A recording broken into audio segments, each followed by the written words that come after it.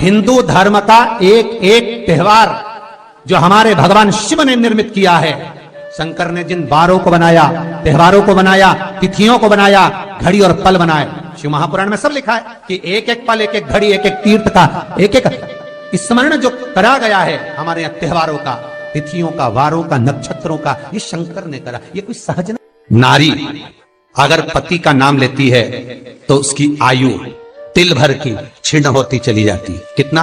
तिल भर। स्कंद पुराण में लिखा है तिल भर की आयु क्षीण होती चली जाती। नारी ज्येष्ठ पुत्र का नाम लेती है, हाँ ज्येष्ठ में अगर बेटी है तो उसका नाम ले सकती है, पर ज्येष्ठ पुत्र बड़ा पुत्र है और पुत्र का नाम लेती है तो उस बालक की कभी उन्नति नहीं हो सकती। तन से, मन से या धन से वो बालक हमेशा दुखी ही रहेगा। तुम दुनिया का सारा सपोर्ट कर दो, तुम चाहे अपनी प्रॉपर्टी बड़े बेटे के नाम कर दो, तुम चाहे पूरा दुनिया भर का सुख अपने बेटे के सामने लाकर खड़ा कर दो, तो भी अगर मां अपने बड़े पुत्र का नाम बार बार लेती है तो वो पुत्र या तो तन से या मन से या धन से दुखी ही मिलेगा, वो सुख नहीं पा सकता।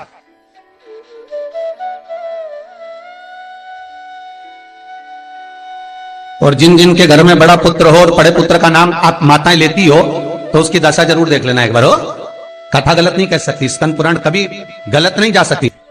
आपके घर में भी अगर बड़ा पुत्र हो और पुत्र का नाम अगर आप ले रहे हो, हाँ ये जरूर है, अगर बेटी बड़ी और उसके बाद पुत्र बड़ा है तो वो ज्येष्ठ नहीं माना जाएगा। ध्यान रखना, ज्येष्ठ का मतलब होता है सबसे बड़ा पुत्र, उसके बाद सारे बच्चों का जन्म हुआ। क्योंकि बेटी अगर जन्म ले ली पहले फिर बेटा हुआ तो बेटी ज्येष्ठ कहलाएगी, है बेटा नहीं कहलाएगा। अगर पहला ज्येष्ठ पुत्र है तो मां सारी प्रॉपर्टी दे दे, सारा वैभव दे दे, मां सारा दौलत दे दे, मां उसके ऊपर सर्वस्व निछावर कर दे, पर अगर बेटे का नाम माता बार बार लेती है तो उस बेटे की उन्नति, तरक्की नहीं हो सकती, उसको जीवन में सुख नहीं मिल सकता, कुछ ना कुछ चीज से वो दुखी रहेगा।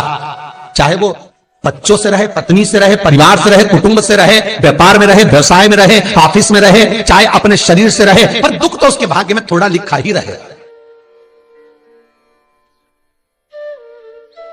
और जो चीज वेद व्यास जी ने वर्णन कर दी महाराज, उसका प्रमाण आप खुद भी अपने घर में देखो कि सही है कि गलत है। जिस जिस घर में बड़ा पुत्र हो और मां उसका नाम बार बार लेती हो, बार बार लेती हो, उस पुत्र की दशा देखिएगा आप।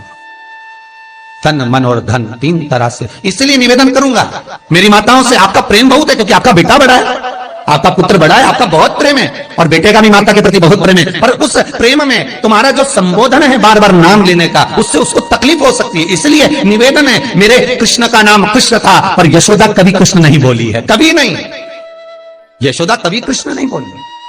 कनुआ कहती थी आपके बेटे का नाम कुछ भी आप उसको नाम से मत पुकारो, उसका नाम चेंज कर दो, थोड़ा सा बदल दो, आप उस नाम से उसको पुकारना प्रारंभ करो। आप जो भी बोलना चाहे, आपके दिल की बात है, तो आपके पुत्र से आप क्या बोल सकते हो।